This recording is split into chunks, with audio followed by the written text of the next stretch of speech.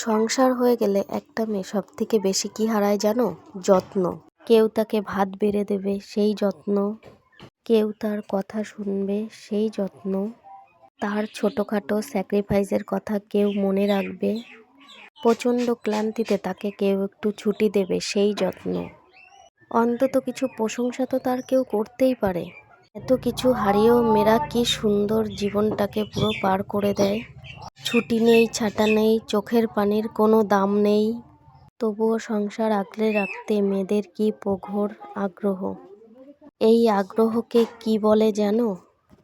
এই আগ্রহের একটা বোকা বোকা নাম আছে, যার নাম মায়া। নিজেকে নিঃশেষ করে সব আগলে রাখতে এই আগ্রহের নামই হলো মায়া। অথচ সেই সমাজের উচ্চ বাচ্চা চোখ রাঙানিতে মায়া দেখাতে ভুলে যায়। তোমাদের যদি ভালো লেগে থাকে তাহলে অবশ্যই লাইক কমেন্ট করে পাশে থেকো।